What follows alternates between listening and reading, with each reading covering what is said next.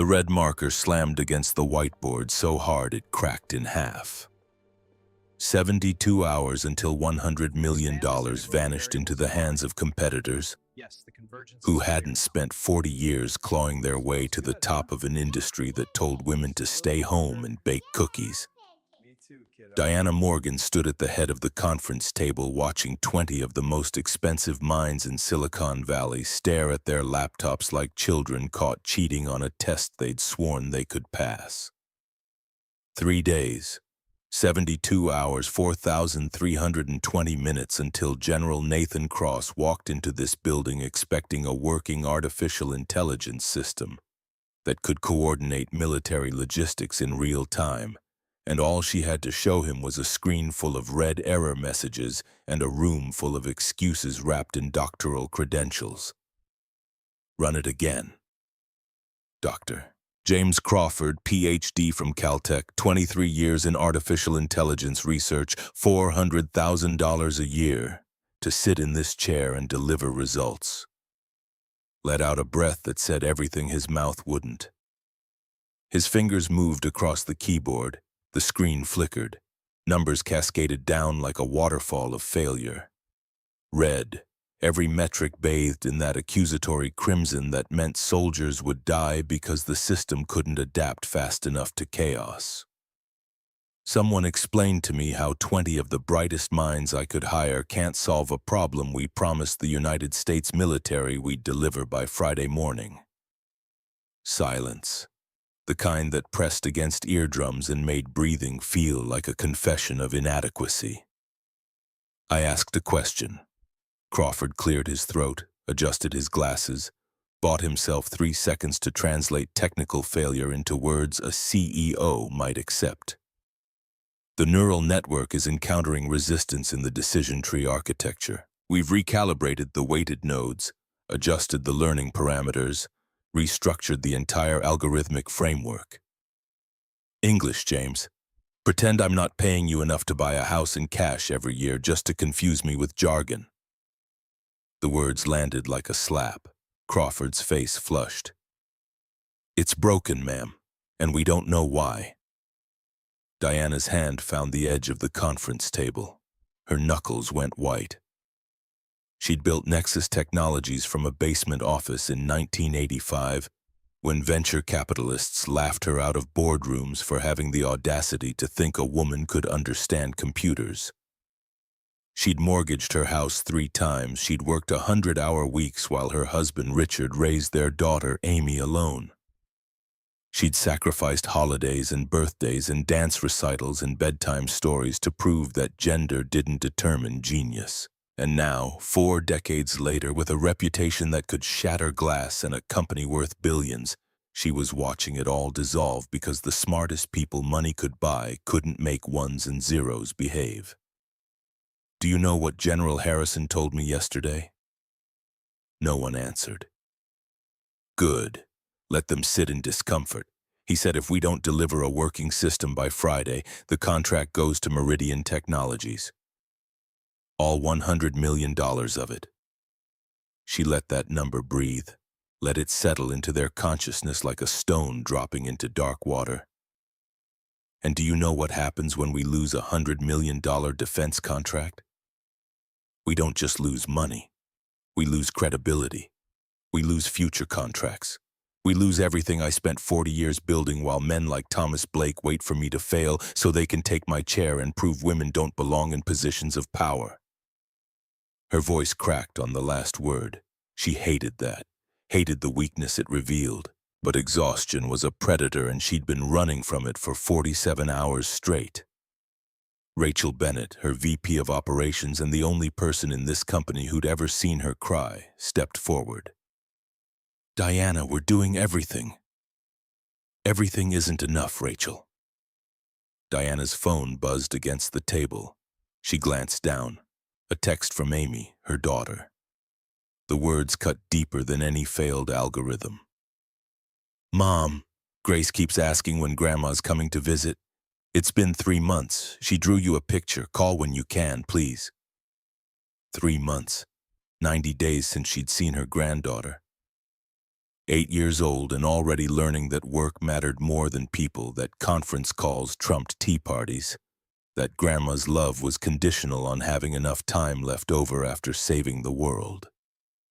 Diana shoved the phone into her pocket without responding. Everyone out. Figure it out.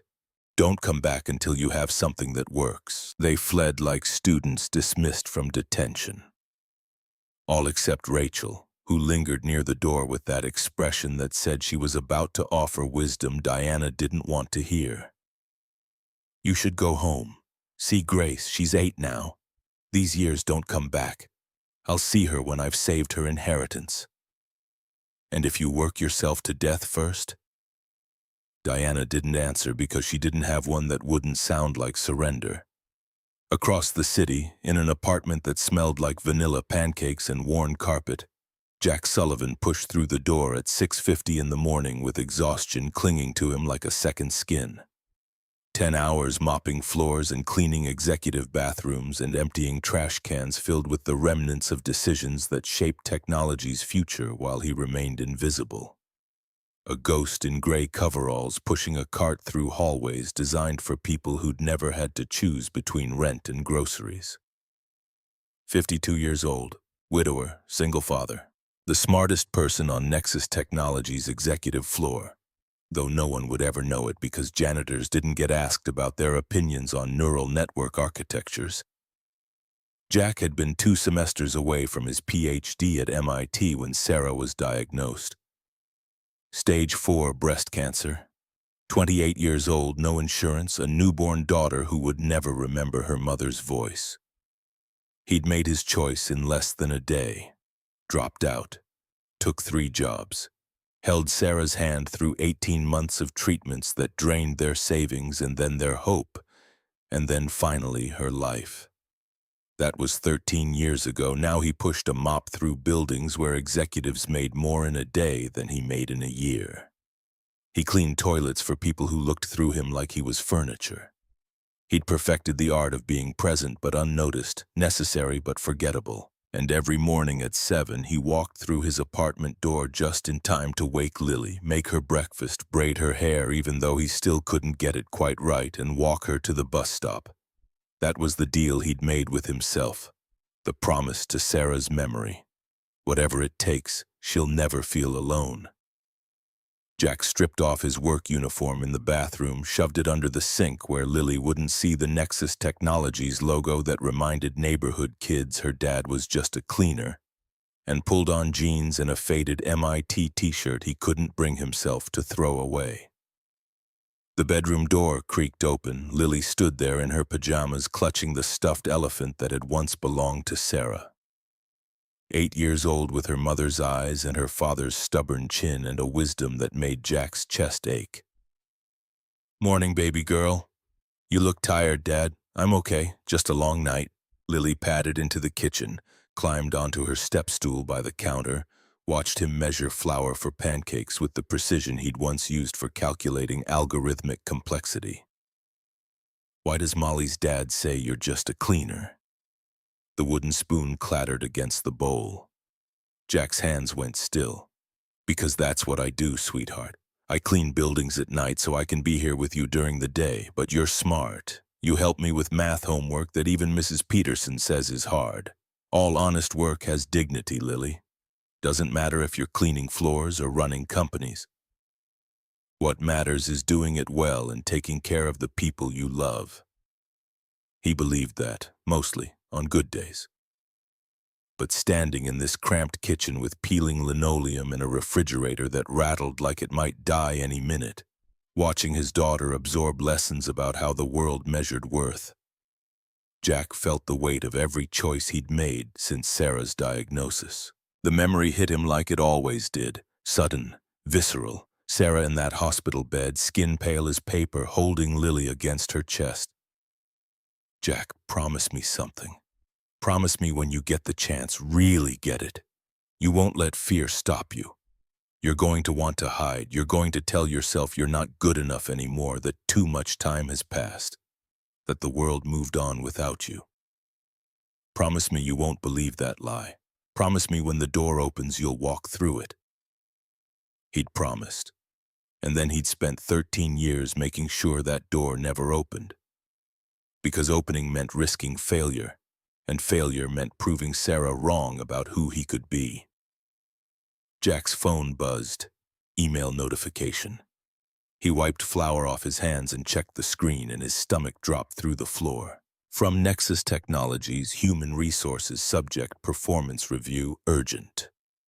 All cleaning staff, due to budget restructuring, we are reducing night custodial positions by 30% effective this Friday. Mandatory performance review. Thursday, 9 a.m. Bring employment records and current contact information. Absences will result in automatic termination. Thursday, 2 days away. 30% cuts meant 1 in 3 janitors gone, and Jack knew his employee file showed nothing that would save him. High school education, incomplete college, no certifications. Just 3 years of showing up on time and keeping his head down and being invisible. Lily was pouring syrup on her pancakes, humming a song she'd learned at school. She had no idea they were $823 away from eviction. $47,000 buried under medical debt from her mother's death, living one pink slip away from losing everything. "Dad, are you okay?" Jack forced a smile. "Yeah, baby. Just work stuff. Nothing important." He hated lying to her. Hated that survival required teaching her to accept less than she deserved, to be grateful for scraps, to believe her father's worth could be measured by the floors he mopped instead of the mind he'd buried under years of just getting by. They ate breakfast. He braided her hair, got it wrong again, and she fixed it herself with the patient competence of a child who'd learned early that parents were fallible. They walked to the bus stop 3 blocks away, past houses where other fathers left for office jobs in suits and ties, where mothers kissed children goodbye before heading to careers that came with retirement plans and health insurance. The bus pulled up. Lily climbed aboard, then turned back at the top step. "Dad? Yeah, baby? I told Tommy his dad is wrong about you." Jack's throat closed. "What did you tell him? That you're the smartest person I know, that you work hard so I can have a good life, that there's nothing just about you." She waved and disappeared into the bus before he could respond. The doors closed. The engine rumbled. And Jack Sullivan stood on a Seattle sidewalk at 8 in the morning crying in public for the first time in 13 years. 11:47 that night, Diana Morgan stood alone in her corner office staring at Seattle's skyline like it might offer answers it had never provided before. Somewhere out there, people were sleeping, having dinner with families, living lives that didn't feel balanced on the edge of a cliff where one misstep meant total collapse. Her phone buzzed. Amy again. She'd ignored the first 3 calls. This time she answered. "Mom, you actually picked up." The surprise in Amy's voice hurt worse than any board meeting criticism ever could. "Hi, sweetheart. I'm sorry. Things have been crazy." "I know. Things are always crazy." Diana closed her eyes, pressed her forehead against cold glass. "Is Grace awake?" "She was. She waited up for you to call." "But it's almost midnight, Mom. She fell asleep on the couch." "I'm sorry. You're always sorry." Amy's voice wasn't angry. Worse, it was tired, resigned, the tone of someone who'd stopped expecting different and started accepting inadequate. "She asked me tonight why Grandma doesn't love her anymore." Diana's chest seized. "Amy, I told her that's not true, that Grandma loves her very much, that Grandma is just very busy saving the world." A pause, long enough for guilt to settle deep.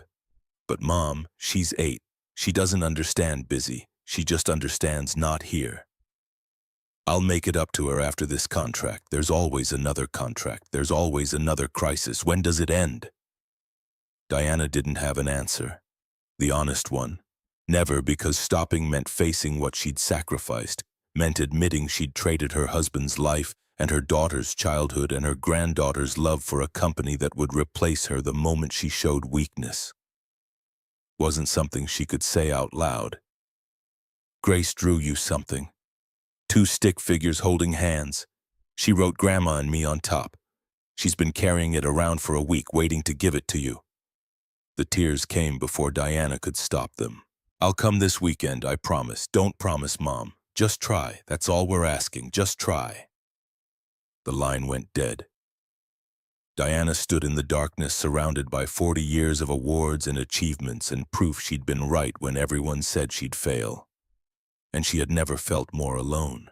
Jack pushed his cleaning cart through the executive floor at 11:15 with the efficiency of someone who'd learned to be invisible. Gray uniform, worn sneakers, earbuds, and though only one actually played music, the other was for show. A barrier that told people, don't worry about me, I'm nobody. He'd perfected this routine. Enter rooms after everyone left, clean in systematic patterns that maximized efficiency. Never touch personal items, never look at confidential documents even when they sat open on desks like invitations. Exist without leaving evidence of existing. The conference room lights were still on. Unusual. Jack peered through the glass walls. Empty now, but the whiteboards. He stopped. His cart clattered against the doorframe as he stepped closer. Equations covered every inch of white space. Neural network diagrams, decision tree architectures, algorithmic structures he recognized immediately as advanced AI work, the kind he used to dream about doing before life demanded he survive instead of thrive. His breath caught. In the center of the main board, circled in red marker with angry slashes through it, was a problem, a failed algorithm, and Jack saw the error in 30 seconds. They were using linear regression on an exponential growth model. The weighted nodes weren't accounting for temporal decay. The feedback loop was designed for theoretical perfection instead of real-world chaos, trying to predict patterns in systems that defied prediction. Jack's hand trembled as he reached for his cleaning cloth. Not your problem. Not your job.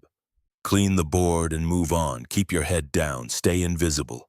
Don't risk the only thing keeping Lily fed and housed. But his hand wouldn't move. 13 years of reading every paper he could find in public libraries, teaching himself new frameworks on borrowed laptops, solving theoretical problems in his head while mopping floors because his brain refused to let the knowledge rust, even while life forced him to pretend it didn't exist. Jack looked at the door, empty hallway, security cameras pointed at entrances, not whiteboards, his daughter asleep 3 miles away, his job hanging by a thread, every rational thought screaming this was insane.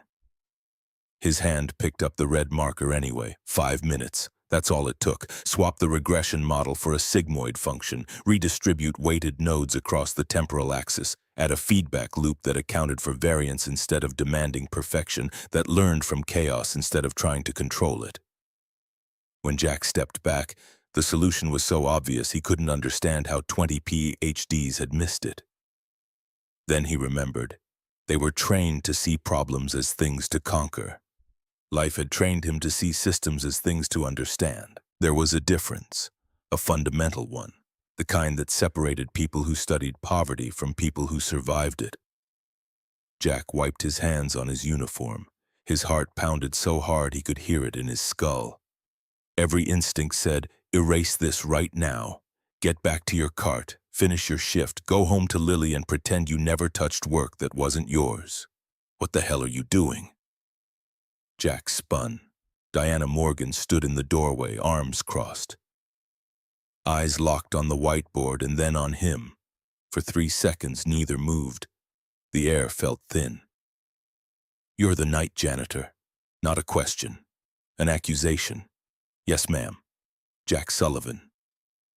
I was just cleaning and I saw the problem and You saw $100 million algorithm failing and decided to what? Fix it with your mop? Jack's stomach dropped through the floor. I'm sorry. I shouldn't have touched anything. I'll wipe it clean right now. Don't move. Diana walked past him.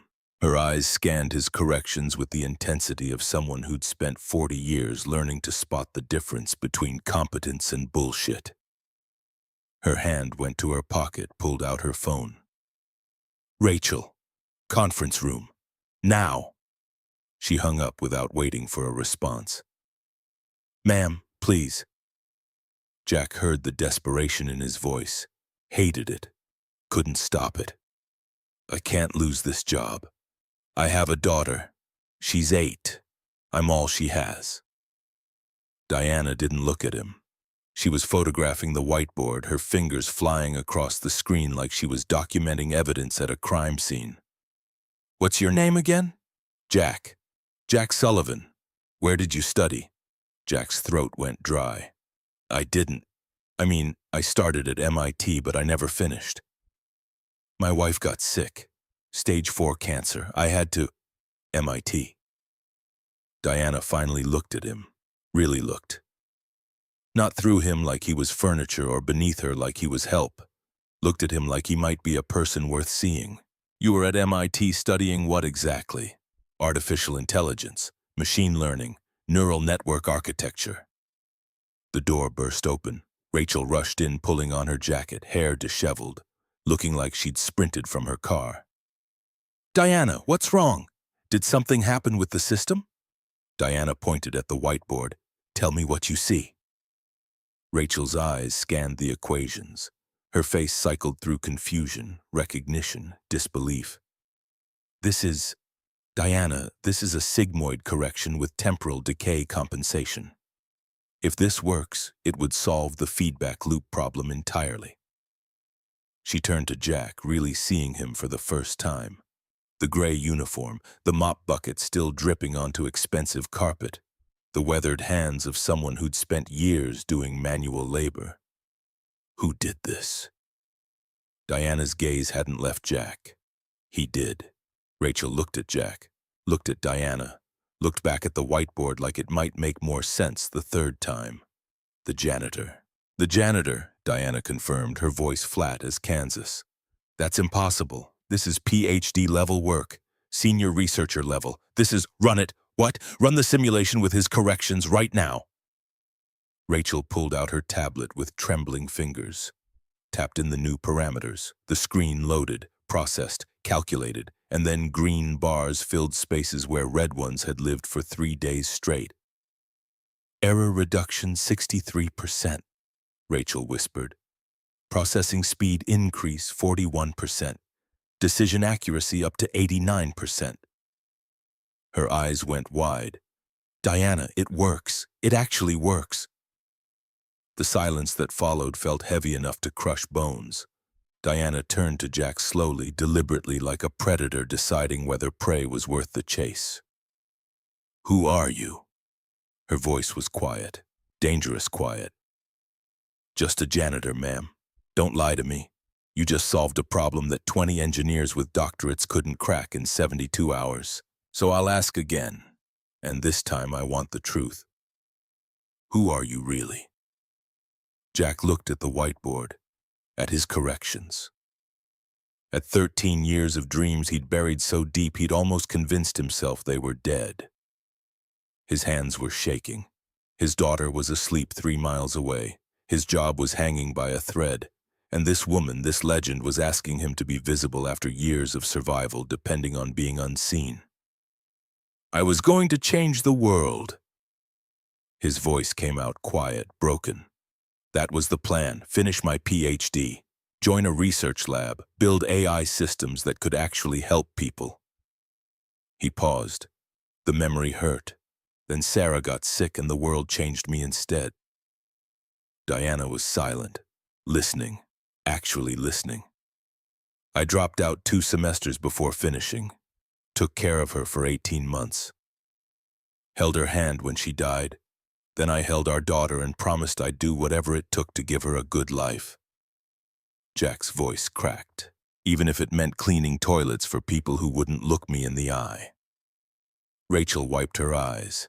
Diana didn't move, didn't blink, but something in her face shifted. Some wall cracked just enough to let light through. How old is your daughter? 8. Same as my granddaughter. The words hung between them. 2 people from opposite ends of the world connected by something neither expected. The weight of children watching, the guilt of time stolen by necessity, the fear that love might not be enough to make up for absence. What's her name? Lily. Does Lily know about MIT? About who you used to be? Jack shook his head. She knows I work nights. She knows I'm always there in the morning. That's enough. Is it? The question hit harder than Jack expected. I tell myself it is. I tell myself she's happy and healthy and that's what matters. But sometimes... He stopped. Sometimes what? Sometimes I wonder if I'm teaching her the wrong lesson.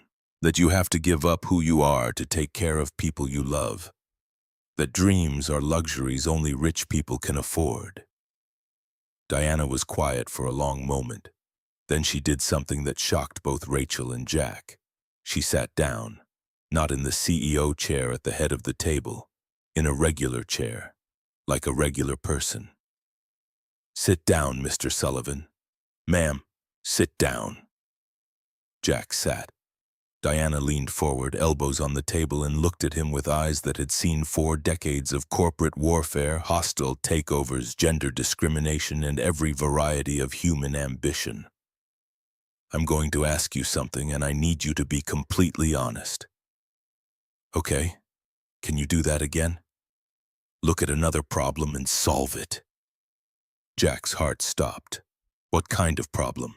The kind that's worth $100 million. The kind that decides whether this company survives or dies. Diana's voice caught. The kind I can't solve alone anymore. Jack looked at this woman, this legend who'd just admitted weakness to him, a janitor. The vulnerability in that admission felt more dangerous than anything he'd touched in 13 years. I'd need to see the full system architecture. I'd need access to the existing codebase. I'd need... Done. I don't have security clearance. I'll get you clearance. I don't have credentials. You have results, Mr. Sullivan. Results matter more. Jack's mind raced. This was insane. This was impossible. This was... I need to be home by 7 every morning. No exceptions. My daughter needs me. Diana nodded. Then we work around your schedule.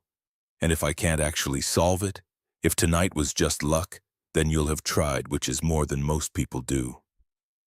She extended her hand across the table.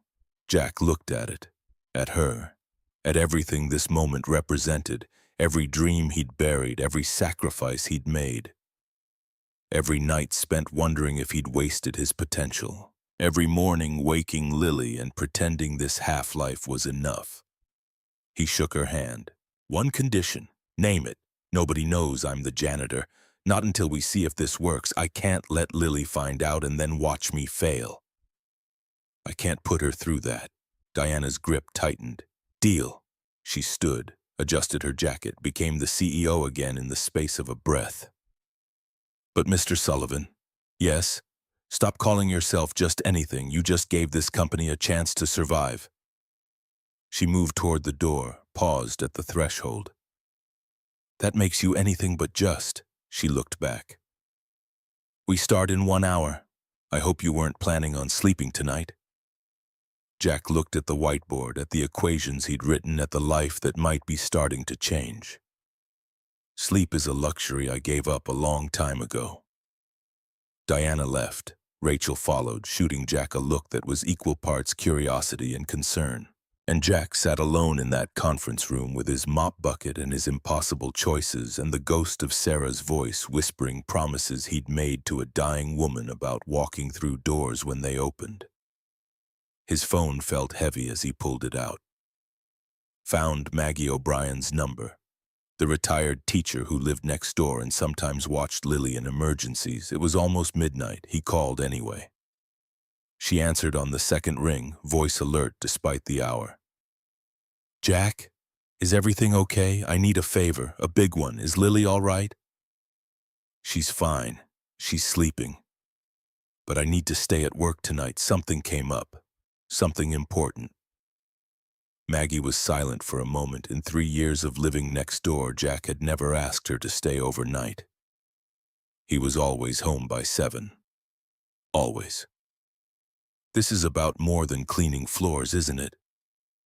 Jack gripped the phone tighter. Maybe. I don't know yet. Go. I'll be there in 10 minutes.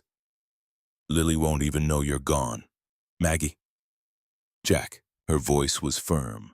The voice of someone who'd raised 4 children and buried a husband and knew what sacrifice looked like. I've watched you for 3 years.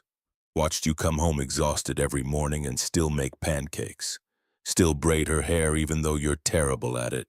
Still show up when most people would have given up. Whatever this is, don't let it pass you by. Some doors only open once. She hung up. Jack sat in the silence of the conference room, surrounded by equations he'd written in a building where he'd been invisible for 3 years. Holding a phone that connected him to a daughter who believed her father hung the moon even though he could barely keep the lights on. Sarah's voice came back. That hospital bed, her hand weak in his. Promise me when the door opens you'll walk through it. He'd promised. And tonight, finally, after 13 years of waiting, the door had opened. Jack stood, grabbed his mop bucket, pushed it back to the supply closet, hung up his gray uniform, and walked back to the executive floor like someone who belonged there. Because for the next few hours, maybe he did. Diana's core team assembled in the private conference room on the 47th floor like soldiers called to war they hadn't signed up for.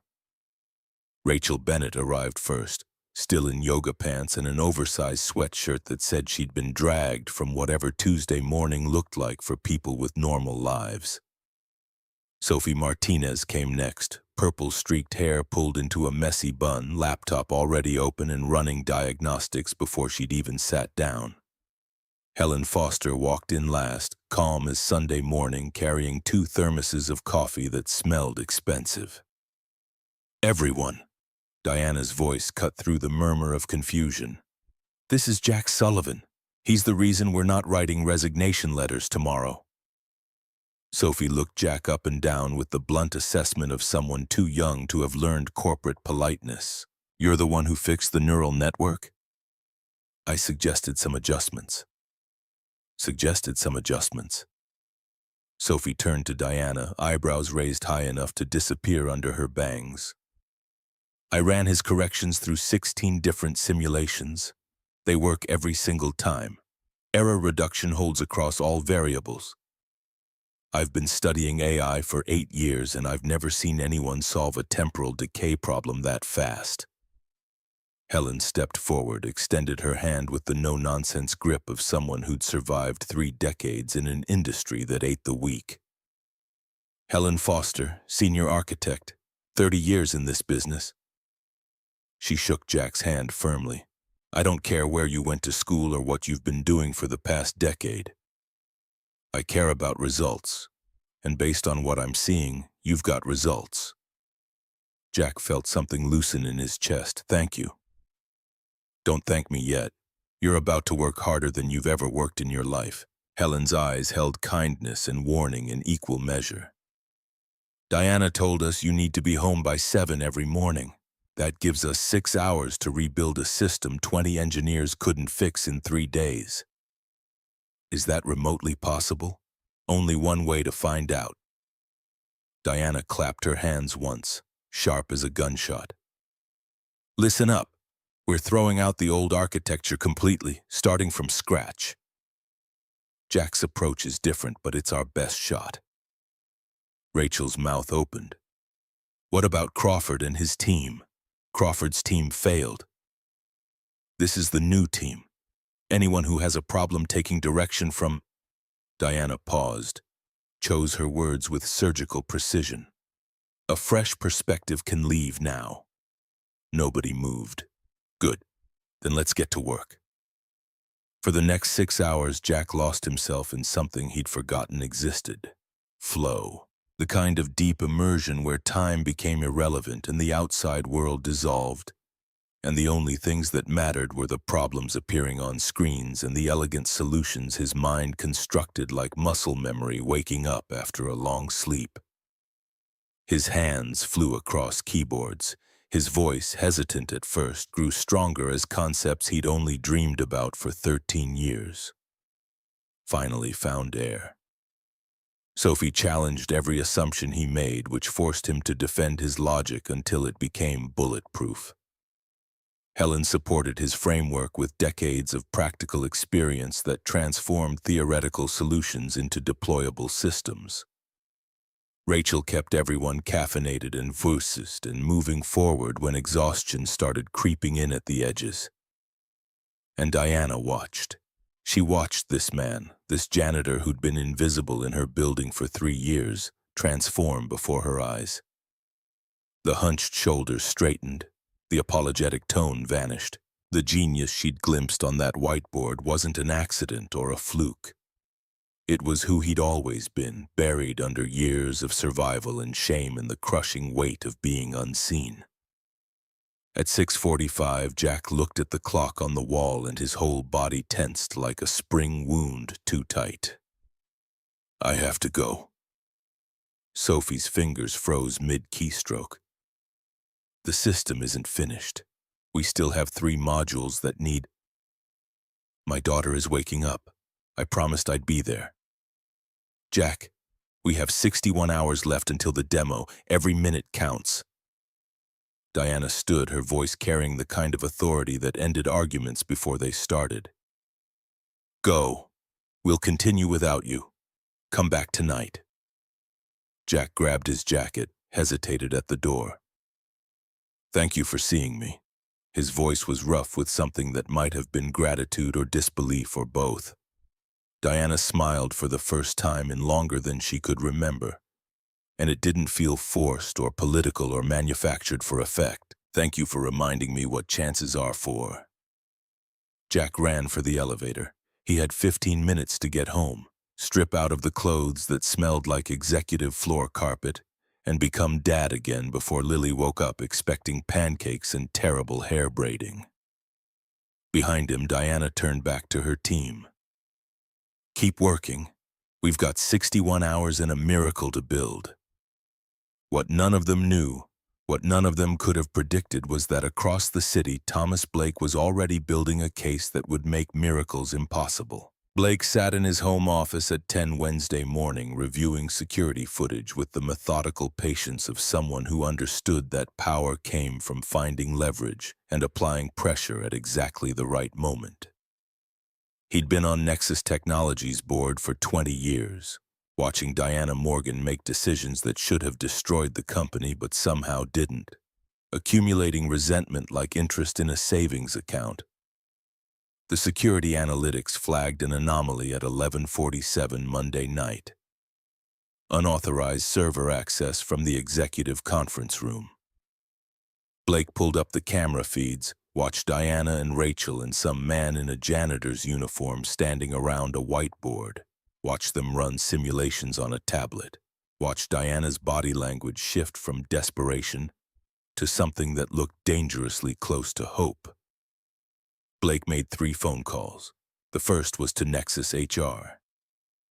I need employment records for all night custodial staff. Yes, all of them, by noon. The second was to the head of IT security. That server access Monday night, conference room 7. I need to know who logged in and what files they touched. Federal defense contract, so don't make me explain why this matters. The third call went to Dr. James Crawford's personal cell. Crawford answered on the 5th ring, voice tight. Blake, what do you want? I want to know why Diana Morgan fired you from a $100 million project and replaced your entire team with a janitor. Silence on the other end. Then, what are you talking about? Blake smiled. It was the kind of smile that preceded blood in the water. I'm talking about your humiliation. I'm talking about getting you back on that project where you belong. But I need information, and I need it fast. Crawford's bitterness came through the phone like static. What do you need? Everything you know about who Diana's working with now. Every detail, every vulnerability. By Wednesday afternoon, Blake had what he needed. Jack Sullivan, night custodian, 3 years employment, no college degree on file, no security clearance for classified defense work. a man who had no business touching code that protected American soldiers. Blake drafted an email to General Nathan Cross's office, carefully worded, expressing concern about potential security violations, suggesting the general might want to review the project's personnel before the scheduled Friday demonstration. Then he scheduled an emergency board meeting for Thursday morning, 10 o'clock, same time as the demo, forced Diana to choose between defending herself to the board or presenting to the general. Either way, she'd fail. Blake hit send and leaned back in his leather chair, already composing the speech he'd give when the board voted to remove her. Some people called it ruthless. Blake called it business. Jack made it home at 6:53, changed clothes in 90 seconds, and had pancake batter ready by the time Lily's door creaked open at 7. She shuffled into the kitchen, rubbing sleep from her eyes, elephant clutched under one arm. "Morning, baby girl." Lily studied him with those Sarah eyes that saw too much.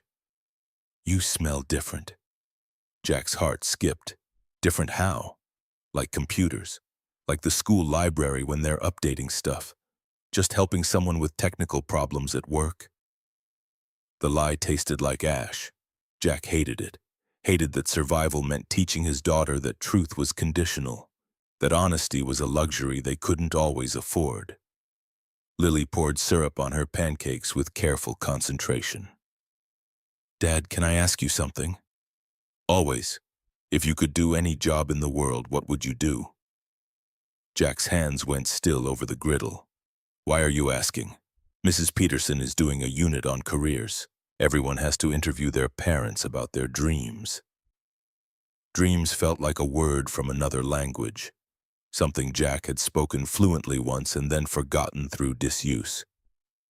"I'd build things that help people, systems that make life easier or safer or better." "Like what?" "Like artificial intelligence that could predict when machines are going to break so they can be fixed before people get hurt. Or programs that help doctors figure out treatments faster. Things that matter." Lily's face lit up. "That's so cool. Why don't you do that?" "Because life happened, baby. Sometimes you have to make choices between what you want and what people you love need." "Did you choose me?" The question landed like a punch to the solar plexus. "Every single day, and I'd make the same choice every time." Lily smiled, satisfied. "Then that's what I'll tell Mrs. Peterson. My dad's dream was to help people, and he chose to help me instead. That's the most important job." Jack couldn't speak past the lump in his throat. They finished breakfast. He walked her to the bus stop. She climbed aboard and waved from the window, backpack bouncing, unaware that her father's entire world was fracturing along fault lines that had been stable for 13 years. Jack's phone buzzed before the bus turned the corner. Text from Diana. General Cross moved the demo to Thursday, 10 a.m.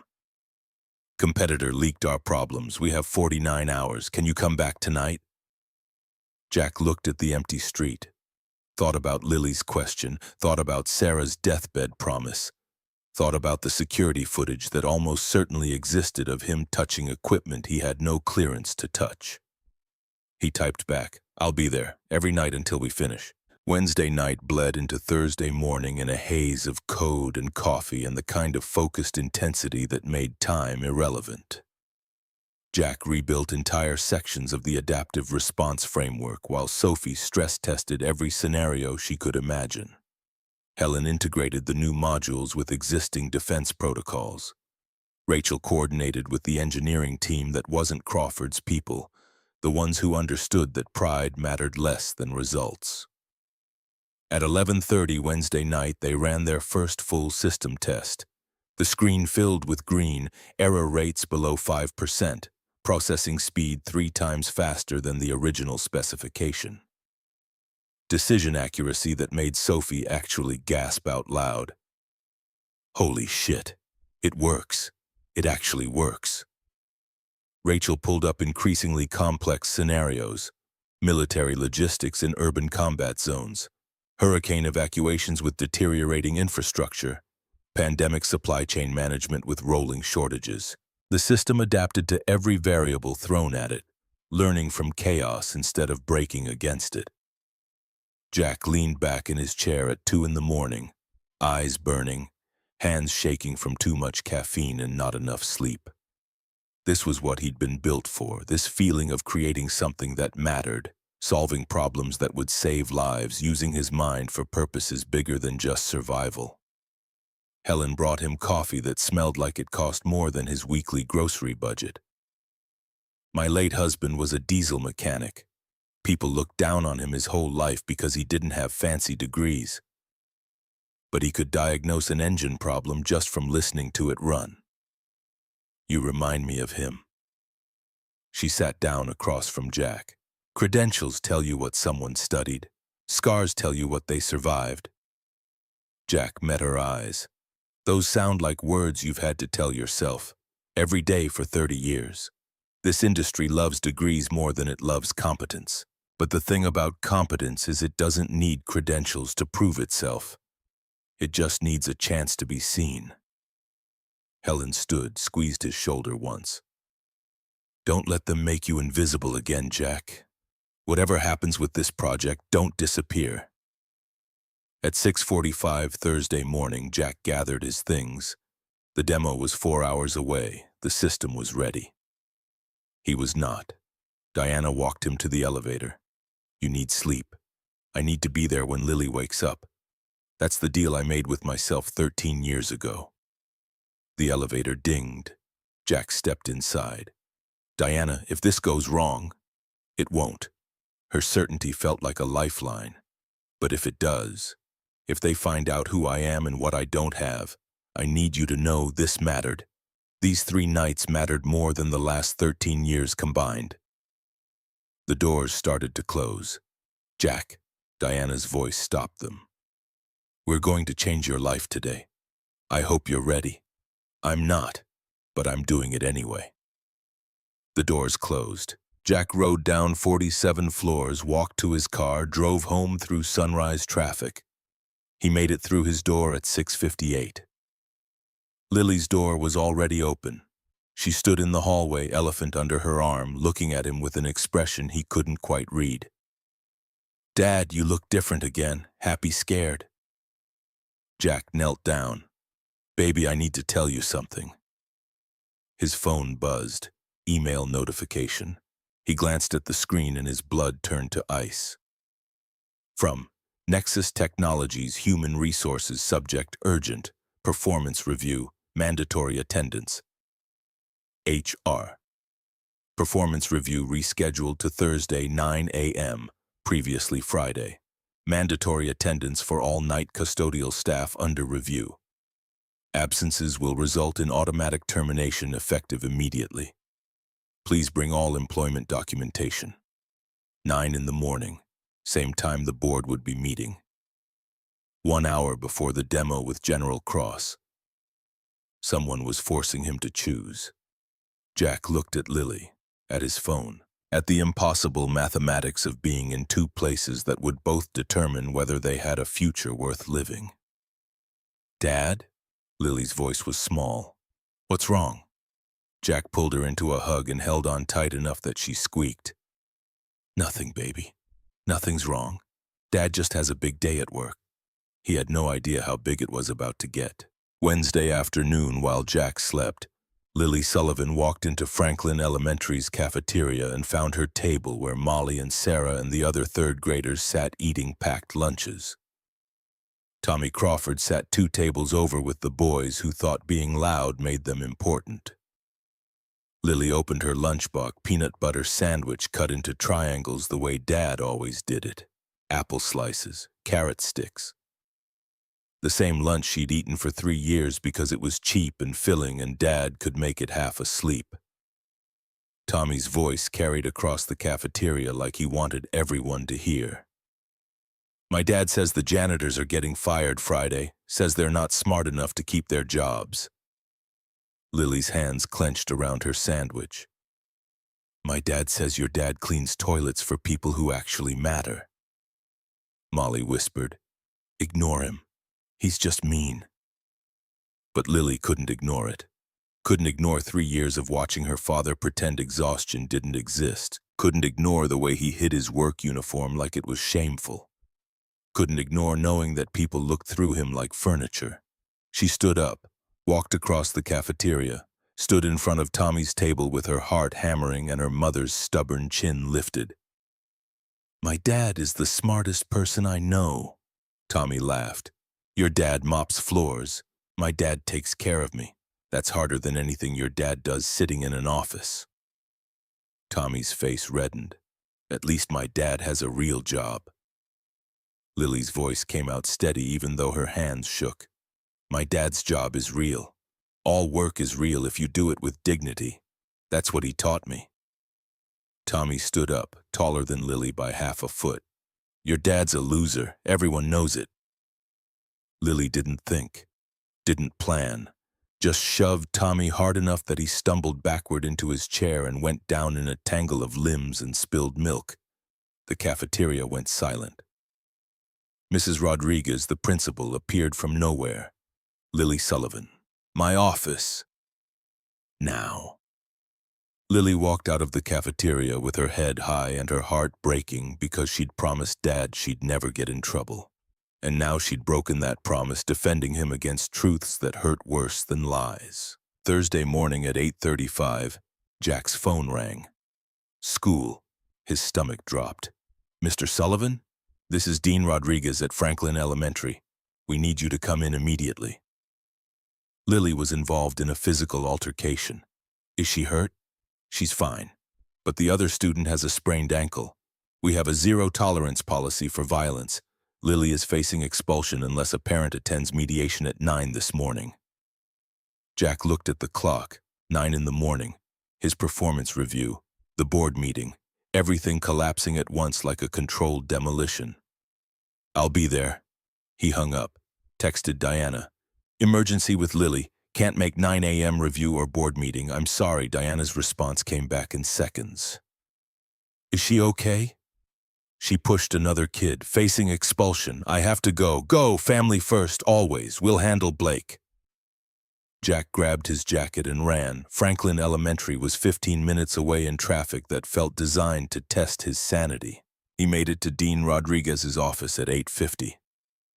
Lily sat in a chair outside, eyes red, elephant clutched tight. "Dad!" She launched herself at him. Jack caught her, held her while she cried into his shoulder. "I'm sorry, Dad. I'm sorry, I'm sorry, I'm sorry. Hey." "Hey, it's okay. What happened?" "Tommy said you're a loser, that you clean toilets and don't matter, and I couldn't let him say that about you." Jack's heart cracked clean through. "Oh, baby." Dean Rodriguez opened his door. "Mr. Sullivan, thank you for coming. Please, both of you." They sat in chairs that were too small, institutional blue plastic that reminded Jack of every authority figure who'd ever decided his worth. Rodriguez was a man in his 50s with kind eyes and tired shoulders, someone who'd probably seen every variety of childhood crisis. Lily pushed Tommy Crawford down the stairs. "He has a sprained ankle. Our policy is clear. Violence results in immediate suspension, potentially expulsion." Jack's hands tightened on the armrests. What did Tommy say to her? "That's not relevant to—" "It's absolutely relevant. My daughter doesn't push people. She's never been in a fight." "Something provoked this." Rodriguez sighed. "Tommy said some unkind things about your occupation."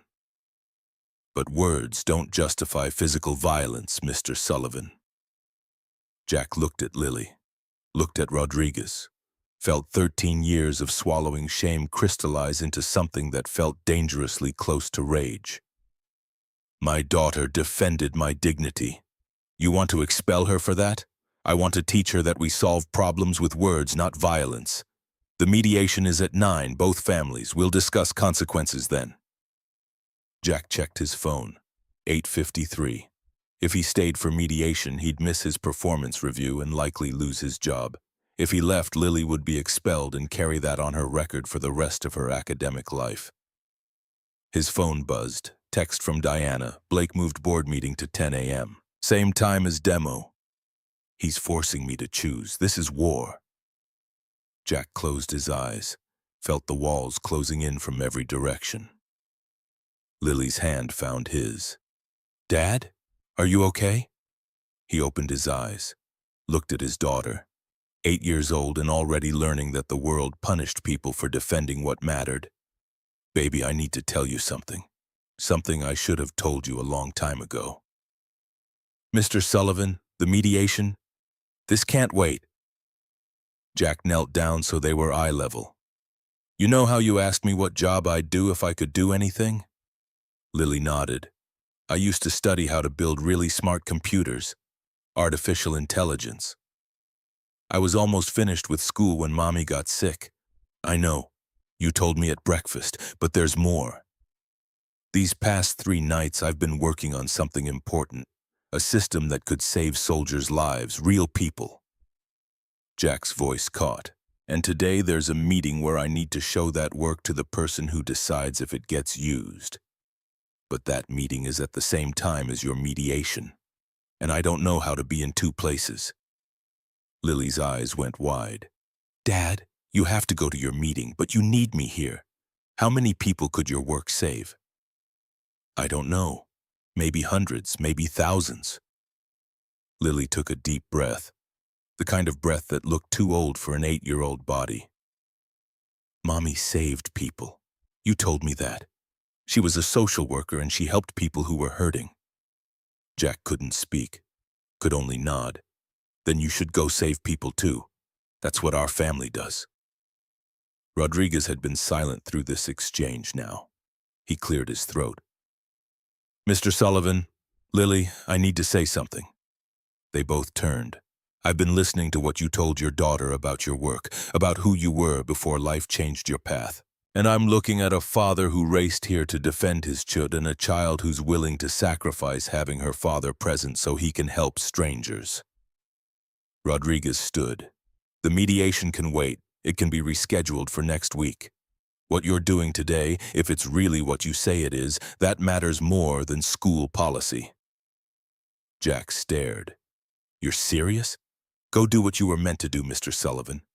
Lily will be safe here. We'll sort this out when there isn't $100 million contract hanging in the balance.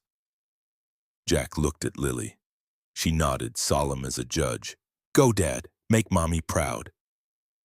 Jack pulled her into one more hug, whispered, You already make her proud every single day. He ran. Jack's phone exploded with notifications as he sprinted to his car. 8 missed calls from Diana, 12 texts, 1 voicemail. He played the voicemail on speaker while traffic crawled. Jack, it's Diana. Blake called an emergency board meeting at 10. Same time as the General's demo. He's got evidence of security violations, your lack of clearance, your access to classified systems. Crawford's been feeding him information. They're going to try to shut us down before Cross even sees what we built. A pause. Her voice dropped lower. I need you here. Not for the system. That works. We both know it works, but I need you to look them in the eye and show them what competence looks like when it doesn't come with credentials. I need you to be visible. The voicemail ended. Jack drove faster than he'd driven in years. Made it to Nexus Technologies at 9:41. 19 minutes until the board meeting. 19 minutes until everything he'd built for 3 nights and dreamed about for 13 years either became real or evaporated like morning fog. He rode the elevator to the 47th floor in wet shirt and racing heart. Diana met him at the elevator. Rachel and Sophie and Helen behind her like soldiers before battle. Blake's in the boardroom with Crawford. They've got a full presentation about your security violations, about how I endangered national security by letting an unqualified janitor touch classified code. Diana's eyes blazed. They think you're a weakness. I need you to show them you're the whole goddamn foundation. Jack nodded. His hands had stopped shaking. Some calm had settled over him, the kind that came when there was nothing left to lose because everything was already on the line. Where's General Cross? Flying in now. ETA 10:15. He's early. Of course he is. Jack straightened his shirt. ran a hand through hair that probably looked like he'd been awake for 40 hours, which he had. Let's go show them what invisible looks like when it decides to be seen. They walked into the boardroom together, 12 board members.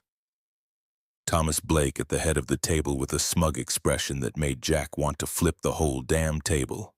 Crawford sitting beside him with evidence folders spread like ammunition. And at the far end, unexpected and unannounced, sat General Nathan Cross in full dress uniform. The air went out of the room. Blake recovered first, stood with the smooth confidence of someone who thought he controlled the narrative. General, thank you for arriving early. I wanted you to understand the security situation before any demonstration. General Cross's expression didn't change. He looked like a man carved from granite and patience. I'm here to see if this system works, Mr. Blake. Everything else is noise. Blake's smile tightened. Sir, with respect, Diana Morgan hired an unauthorized individual for classified military work. This man has no security clearance, no credentials, no business. Jack stepped forward before Diana could speak. My name is Jack Sullivan. I was 2 semesters from a PhD at MIT when my wife was diagnosed with stage 4 cancer. I dropped out to take care of her. She died when our daughter was 18 months old. I've been working as a night custodian here for 3 years because it's the job I could get that let me be home every morning when my daughter wakes up. The room was silent. And 3 nights ago, I saw a problem on a whiteboard that I knew how to solve. So I solved it, not because I had clearance or credentials or permission. Because I made a promise to my wife before she died that when opportunity came, I wouldn't let fear stop me from walking through the door. Blake's face was reddening. This is exactly the kind of emotional... I'm not finished. Jack's voice cut like a blade. Cut. You want to talk about qualifications? I've spent 13 years optimizing chaos, feeding a child on $11 an hour, keeping utilities on while drowning in medical debt, finding time for homework help after 10-hour shifts. Your engineers built a system that tried to predict war. I built one that learns from it, because I know what it means when perfection isn't an option and you still have to find a way forward. Blake slammed his folder on the table. General, this man has no legal standing to work on your contract. General Cross stood, slowly, deliberately, and every person in that room fell silent. Funny thing, Mr. Blake. I know exactly who Jack Sullivan is. I personally approved his top-secret clearance 72 hours ago. Blake's face went white. I've been monitoring this project for 3 months. I knew Diana was struggling. I knew Crawford's team was failing. And when my intelligence officers told me someone solved your core problem in 5 minutes, I did what I always do. I investigated. General Cross walked toward Jack. Mr. Sullivan's background check came back cleaner than most of the people in this room. MIT records confirm his academic standing before withdrawal. References from professors 20 years later still speak of his potential. And his life since then shows exactly the kind of resourcefulness and problem-solving ability that makes good soldiers and great leaders. The general stopped directly in front of Jack. Now, show me what you built. Jack's hands moved across the keyboard with the muscle memory of someone who'd been doing this work in his sleep for 13 years. The main screen flickered to life. Sophie had the simulation environment ready, loaded with real mission data that had cost American lives because existing systems couldn't adapt fast enough to ground truth. The Kandahar scenario from 2023. 11 soldiers killed. 3-week mission delay. A logistics nightmare that had ended in body bags and congressional hearings and families who'd never get their sons and daughters back. General Cross's jaw tightened. He knew this mission. Probably knew the names of every soldier lost. Jack input the parameters, supply routes, enemy movement patterns, civilian population density, equipment failure probabilities. All the variables that turned theoretical planning into actual chaos. Crawford's original system, the one that had failed for 3 days straight, processed the data for 8 seconds before displaying its verdict in cold red letters. Error: no viable solution within acceptable risk parameters. The same failure that had plagued them from the beginning. The same rigid thinking that couldn't see beyond perfect solutions to find workable ones. Jack cleared the screen, input the same scenario into the system they'd built over 3 sleepless nights. The adaptive framework that understood war didn't follow predictions. 3.7 seconds. 3 route options appeared, color-coded by risk assessment, each one complete with contingency protocols and real-time adaptation triggers. Route Alpha bypasses the main conflict zone entirely through Northern Corridor. System flagged terrain anomalies consistent with improvised explosive device placement. Recommendation: unmanned aerial reconnaissance sweep before convoy movement. Estimated casualty risk drops from 47% to 8%. Jack's voice was steady even though his heart hammered hard enough to crack ribs. Route Beta maintains original path but redistributes supply loads across smaller, faster vehicles. Reduces target profile. Increases adaptive capacity if conditions change mid-mission. Route Gamma holds in defensive position and waits for weather window that improves air support options. Higher time cost, minimal casualty risk. The room was silent. Jack could hear his own breathing. Your original system tried to find the perfect solution. When perfection wasn't possible, it failed.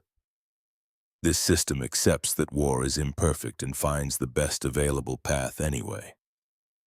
General Cross stepped closer to the screen. His eyes moved across the data with the precision of someone who'd spent 40 years reading battlefield reports and learning to spot the difference between theory and reality. Those terrain anomalies. The IED markers. How did the system identify those? Pattern recognition across 17 similar terrain types in comparable conflict zones. Cross-referenced with historical incident reports. The algorithm doesn't predict where IEDs are. It identifies conditions where they're statistically likely and flags them for human verification. Jack pulled up the detailed analysis. The system detected micro-variations in ground composition visible in satellite imagery. Disturbed soil patterns, vegetation changes, things a human eye might miss but that show up in aggregate data analysis. General Cross's face had gone stone still. In the actual Kandahar mission, 11 men died when their convoy hit IEDs in exactly the corridor this system flagged. Jack's throat went dry. I know, sir. I read the after-action reports. I'm sorry for your loss. Could this have saved them? The question hung like smoke after gunfire. Yes, sir. The system would have recommended the northern route, would have suggested drone reconnaissance. Those men would have had information that might have brought them home. General Cross turned away from the screen, looked at Blake, at Crawford, at the board members who'd sat in judgment 30 seconds ago. Run another scenario, something you haven't prepared for. Blake found his voice defensive and sharp. General, surely that's not necessary. The point has been made about... The point, Mr. Blake, is whether this system can save American lives. I don't care who built it. I care if it works. General Cross turned back to Jack. Hurricane evacuation, Gulf Coast, 3 military bases, 12,000 personnel, Category 4 storm making landfall in 18 hours, deteriorating conditions, limited air transport, execute. Jack's fingers flew. Input the parameters while his mind raced through the variables. He'd grown up in Florida, knew what hurricanes did to infrastructure, knew how fast windows closed and how many things could go catastrophically wrong when weather and logistics and human panic collided. The system processed for 14 seconds. Longer than the first scenario. Jack's palms were sweating. Then the screen filled with a complete 3-phase evacuation plan. Primary extraction uses naval vessels from Pensacola. 6,800 personnel evacuated in the first 12-hour window while sea conditions remain viable. Secondary phase coordinates rotational helicopter transport for 4,100 personnel, weather-dependent, using multiple landing zones to avoid bottlenecks. Tertiary phase establishes inland shelter consolidation for remaining 1,100 personnel if weather closes all transport options. System pre-positions 48 hours of supplies based on predicted shelter locations. Jack pulled up the timeline visualization. Total evacuation completed in 16.3 hours. Well within your 18-hour window. Standard military protocol requires 36 hours for an operation this size. How did you cut the time in half? The system doesn't try to move everyone the same way. It analyzes each person's location, the nearest viable transport option, and optimal sequencing to avoid congestion. It treats 12,000 individuals as 12,000 unique logistics problems and solves them simultaneously. Jack met the general's eyes. I've spent 13 years optimizing impossible situations on minimum wage. Keeping my daughter fed and housed and healthy while drowning in debt and working nights. Your AI needed someone who understands that real problems don't follow the textbook models. They follow Murphy's Law. This system doesn't predict what should happen. It adapts to what does happen. The silence that followed felt dense enough to slow time. Sophie broke it with a quiet whisper to Rachel that everyone heard anyway. Holy shit, he just schooled a 4-star general. Rachel elbowed her. Sophie didn't look remotely sorry. General Cross walked to the windows overlooking Seattle. 47 floors up. The city spread below like a circuit board of light and motion and millions of individual lives trying to survive chaos in their own ways. Mr. Blake called me here to report irregularities with this project. Blake straightened, sensing opening. Yes, sir. The security violations alone. I've commanded soldiers for 40 years. You know what kills them, Mr. Blake. Not protocol violations, not credentials, rigid systems that can't adapt when everything goes sideways, plans that look perfect on paper and shatter on contact with reality. General Cross turned back to face the room. This system adapts. Mr. Sullivan built it. Those are my only metrics. He walked to the head of the table, stood where Blake had been standing like he owned the space because in this moment he did. I'm approving the full $100 million contract. One condition. Diana's face remained carefully neutral, but Jack saw her hands relax their death grip on the chair. Jack Sullivan leads the implementation team, full security clearance, which he already has, full project authority, compensation appropriate for a lead AI architect. Blake's face went purple. General, the board has final authority on personnel decisions. Then this board can find another $100 million client. General Cross headed for the door. I came here to see if Nexus Technologies could deliver what they promised. You can. Mr. Sullivan proved it. If you're more interested in protecting egos than protecting soldiers, that's your choice. But you'll do it without Department of Defense funding. He paused at the threshold. Chairman, I'll expect your decision within the hour. After that, I'm taking this opportunity to Meridian. The door closed behind him with the finality of a coffin lid. The chairman, a woman in her 70s with silver hair and eyes that had seen every variety of corporate warfare, stood slowly. She'd been silent through the entire demonstration. Now her voice carried the weight of someone who'd spent 50 years learning when to speak and when to listen. All in favor of accepting General Cross's terms, including the appointment of Jack Sullivan as lead AI architect? 9 hands rose. Diana's, Rachel's, 7 others who understood that survival beat breed. Blake kept his hand down. So did Crawford and one other board member whose name Jack didn't know. Motion carries 9-3. Mr. Sullivan, welcome to Nexus Technologies. Her smile was small but genuine. Official capacity this time. Blake shoved his chair back hard enough to send it rolling, stormed out without a word. Crawford followed, shooting Jack a look of pure venom. Jack stood frozen. His legs had gone numb. His brain couldn't process what had just happened because the gap between mopping floors Monday night and being appointed lead AI architect Thursday morning was too vast to cross in conscious thought. Diana appeared beside him. Her hand on his elbow was the only thing keeping him vertical. "Breathe, Jack. You did it. I didn't do anything. I just solved a problem. You solved 20 problems. You proved competence matters more than credentials. You showed them what invisible looks like when it decides to be seen." Sophie bounced over with the kind of energy only 28-year-olds possessed after all-nighters. "Boss, we need to celebrate. There's this bar in Capitol Hill that..." "He's not your boss yet." Diana's voice held amusement. "Give him 10 minutes to absorb the fact that his life just changed completely." Helen walked up, handed Jack a bottle of water he didn't remember asking for. "Drink. You look like you might pass out, and I don't want to explain to General Cross why his new lead architect is unconscious on the carpet." Jack drank. The water tasted like normal water, which seemed wrong because nothing else felt normal. His phone buzzed. Text from Dean Rodriguez. "All sorted with Tommy's family, mediation rescheduled for next week. Lily's waiting in my office asking if you saved the world yet." Jack's eyes burned. He texted back with shaking hands. "Tell her yes. Tell her we did."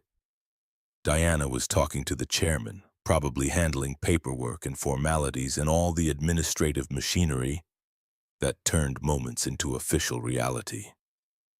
Rachel was fielding calls. Sophie was already posting something on LinkedIn about groundbreaking AI development, and Jack stood in the center of it all, feeling like someone had replaced his bones with helium. "Mr. Sullivan?" General Cross's aide had appeared from somewhere. "The general would like a word. Private." Jack followed the aide down the hallway to a smaller conference room. General Cross stood by the windows, hands clasped behind his back, looking every inch the career military officer who'd seen too much death and carried too many names. "Close the door." Jack closed it. The general turned. Some of the granite hardness had left his expression, replaced by something that looked almost like empathy. "My youngest son dropped out of Princeton 6 years ago." Jack blinked at the non sequitur. His wife was diagnosed with multiple sclerosis. "Early onset. Aggressive form. He left school to become her full-time caregiver." General Cross's voice was carefully controlled. "I was furious. Thought he'd thrown his future away. Told him he was making a mistake he'd regret forever." The general walked closer. "Then I visited them. Watched him manage her medications with the precision I'd seen in field medics. Watched him adapt their entire life around her declining mobility. Watched him research treatments and coordinate with specialists and hold her when she cried because her body was betraying her." He stopped directly in front of Jack. "And I realized he hadn't quit anything. He'd just chosen love over ambition. Chosen presence over prestige, the hardest choice a person can make, and he made it without hesitation." Jack's throat was too tight to speak. "You remind me of him. That kind of sacrifice, that kind of strength." The general extended his hand.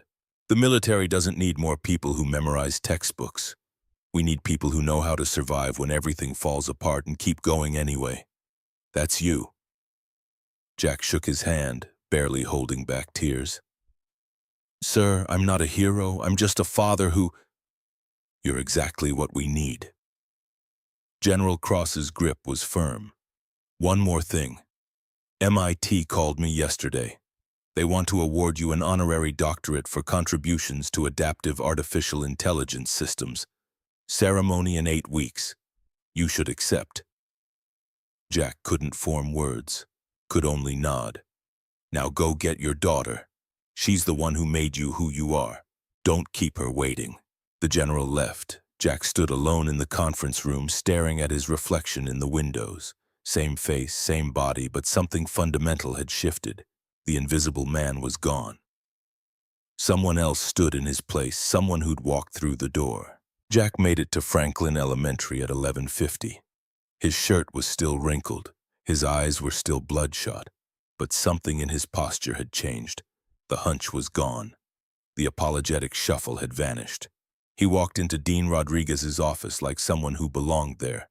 Lily saw him and launched from her chair. "Dad!" He caught her, lifted her despite the fact that she was 8 and getting too big for this, held her while she wrapped her arms around his neck. "Did you save them?" "We did, baby. You and me together. You were brave enough to tell me to go. That's what made it possible." Dean Rodriguez stood. "Mr. Sullivan, I'm glad you're back. I wanted to say something." Jack set Lily down, kept one hand on her shoulder. "I've been in education for 28 years. I've seen every kind of parent. The ones who don't show up, the ones who show up too much, the ones who treat school like daycare, and the ones who treat it like war." Rodriguez came around his desk. "In 3 years, you've never missed a parent-teacher conference, never been late for pickup, never failed to respond when we needed you. But I've watched you shrink yourself, watched you apologize for taking up space, watched you teach your daughter to accept less than she deserves." The words should have stung. Instead, they felt like recognition. "Whatever happened in that meeting today, you're different. You're standing like someone who remembers their own worth. Don't lose that again." Rodriguez turned to Lily. "And you, young lady, violence is never the answer, but defending the people you love takes courage. Just find better ways to do it." He smiled. "We'll discuss those better ways at mediation next week. For now, I think you both deserve the rest of the day off." Jack thanked him, walked Lily out to the car. She chattered the whole way about her morning, about how Tommy had apologized in front of everyone, about how Mrs. Peterson said her dad must be very special. Jack listened. Really listened. Not with half his attention on survival calculations and the other half on exhaustion. Just listened to his daughter talk about her world while his own world rearranged itself into shapes he barely recognized. They got ice cream. Middle of the day, middle of the week, calories they couldn't afford, but Jack bought anyway because some moments mattered more than budgets. Lily got chocolate chip cookie dough. Jack got coffee because he was a cliché and didn't care. They sat on a bench in a park 3 blocks from their apartment building. October sun warm despite the Seattle drizzle threatening from gray clouds. "Dad, can I ask you something?" "Always. Are you going to stop being a janitor?" Jack set down his ice cream. The question deserved more than a quick answer. "Yeah, baby. I'm going to do something different now. Something that uses the skills I learned before you were born. Will you still be home in the mornings?" Jack's chest tightened. "I'll try. I'll always try. But some mornings I might have to go in early. Some nights I might have to work late." Lily was quiet for a moment. "Then that's okay. As long as you don't become like Molly's dad who's never home. I promise I won't forget what matters most." "What matters most? You. Always you. Before anything else. Before any job or any contract or any amount of money." Jack pulled her close. "Because the most important thing I ever built isn't any system or any code. It's you. Making sure you grow up knowing you're loved and valuable and capable of anything you dream." Lily smiled. "Even building robots? Especially building robots." They finished their ice cream, walked home through streets that looked exactly the same but felt different, because Jack was seeing them through different eyes. The apartment building where he'd lived invisible for 3 years. The neighbors who'd looked through him. The mailbox where bills piled up like accusations. All of it still there, all of it unchanged except him. Maggie O'Brien was sitting on her porch, wrist in a cast, face lighting up when she saw them. "Jack, Lily told me this morning you had something important. How did it go?" Jack helped Lily up the porch steps. "It went well, Maggie. Really well. Well enough that you're grinning like you won the lottery, close enough." Jack sat down on the step. Lily climbed into his lap despite being too big for it. They offered me a job. A real one. Lead AI architect, more money than I've made in 10 years combined. MIT wants to give me an honorary doctorate. Maggie's eyes filled with tears. Oh, Jack, Sarah would be so proud. I hope so. I made her a promise that I'd take the chance when it came. Took me 13 years, but I finally kept it. Better late than never. Maggie reached over with her good hand, squeezed his. You've been a good neighbor, a good father. Never once asked for help even when I knew you needed it. I'm glad the world finally caught up to what the people around you already knew. What's that? That you were never invisible. You were just waiting for the right people to look. 2 weeks passed in a blur of paperwork and onboarding and security clearances that actually meant something this time. Jack's first official day at Nexus Technologies came on a Monday morning that felt like stepping into a parallel universe. His office had his name on the door, actual letters. Dr. Jack Sullivan, lead AI architect. The honorary doctorate wouldn't be official for 6 more weeks, but Diana had insisted on using the title immediately. Inside, the space was 3 times larger than his entire apartment. Windows overlooking Seattle, a desk that probably cost more than his monthly rent, a computer setup that made his borrowed laptop look like a typewriter. And on the wall, framed carefully behind glass, was Lily's drawing. 2 stick figures on top of a building, reaching towards stars. Team Sullivan saves the universe, written in crayon across the top. Sophie knocked on the open door. Morning, boss. Ready for your first day? Ready as I'll ever be. The team had grown. 15 engineers now, most of them with PhDs and credentials that made Jack's incomplete degree look like kindergarten attendance. But when he walked into the main lab, they all looked up, and Diana had made sure every single one of them knew the story. The janitor who'd solved what they couldn't, the man who'd proven competence mattered more than credentials. Some of them probably resented it. Jack could see it in faces, the kind of professional jealousy that came from being outperformed by someone who shouldn't have been able to compete. But most of them looked curious, interested, ready to learn from someone who'd built systems by serving instead of studying. Jack spent the morning reviewing their progress. The Kandahar simulation had been refined based on his feedback.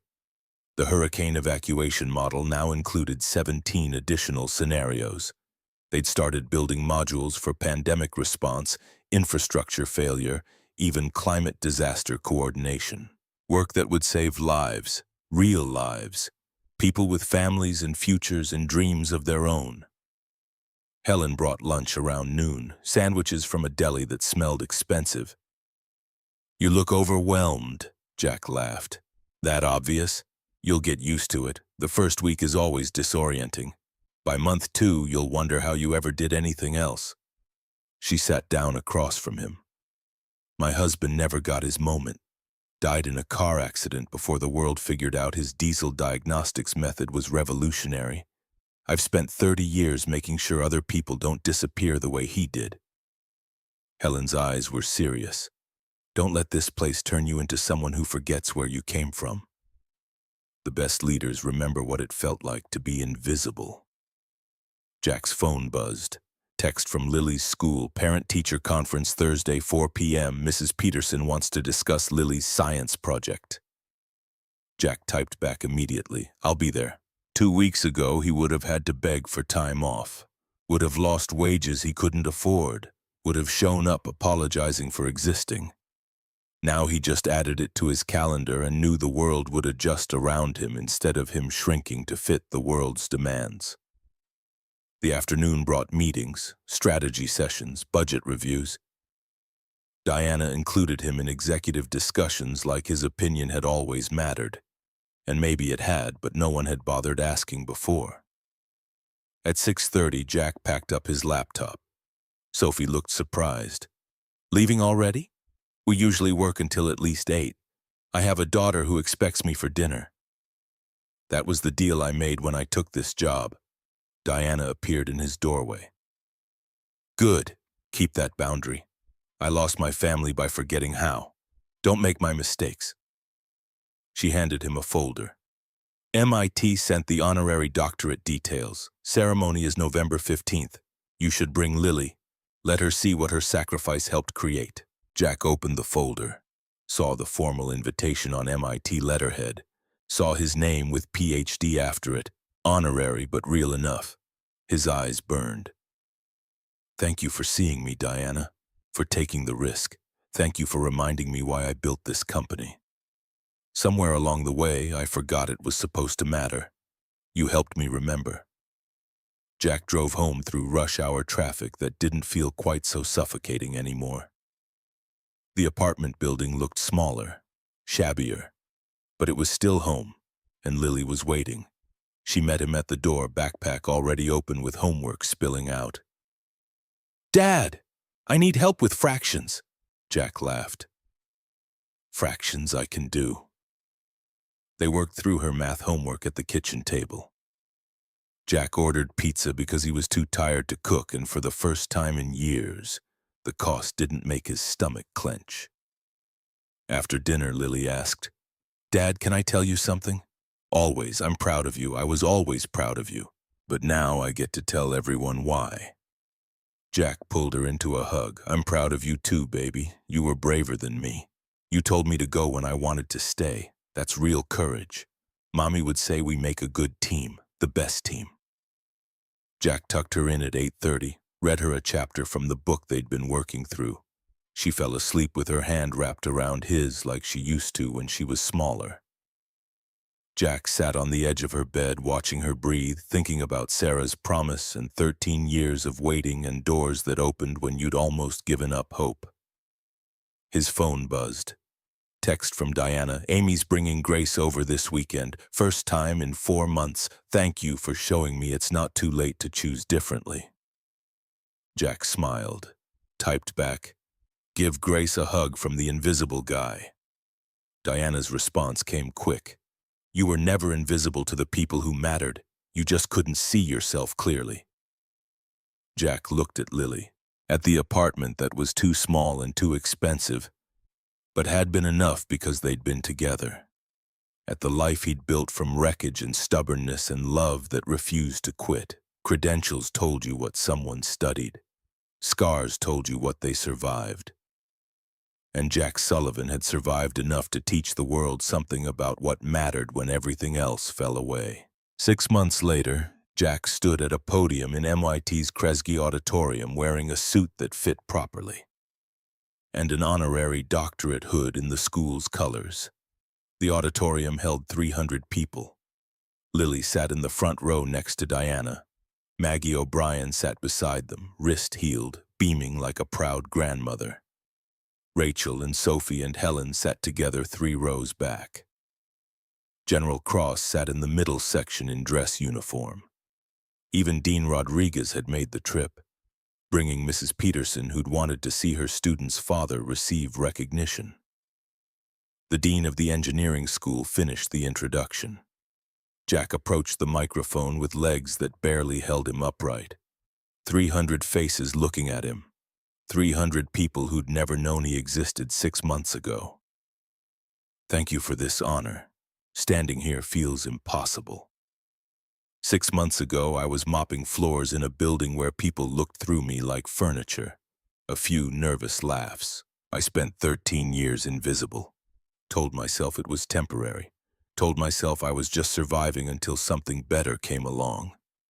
But survival became identity, and somewhere along the way, I forgot I was supposed to be anything more." Jack looked at Lily. "My daughter never forgot. She saw me when I'd stopped seeing myself. When I wanted to stay hidden, she believed I could be visible. That's the most important lesson I can share. We're only invisible if we believe we are." He gripped the podium. "Someone asked me yesterday what advice I'd give aspiring AI researchers. I'll tell you the same thing I told them. 3 things. First, never let anyone convince you you're invisible. You're only unseen if you accept being overlooked. The world will try to measure your worth by credentials and titles and pedigree. Don't believe it. Your value comes from what you build and who you help and how you show up when everything's falling apart. Second, the best education isn't always in classrooms. Sometimes it's in surviving what life throws at you and learning to adapt. I learned more about artificial intelligence from 13 years of chaos on minimum wage than I ever learned in lecture halls. Not because study doesn't matter, it does, but because understanding systems requires experiencing them, not just theorizing about them. Jack's voice strengthened. Third, when opportunity finally knocks after years of waiting, have the courage to open the door. You'll want to hide. You'll tell yourself you're not ready, not good enough, that too much time has passed. Don't believe those lies. Patience isn't weakness, it's preparation meeting opportunity. He looked out across the audience. My wife died 13 years ago from cancer we couldn't afford to treat properly.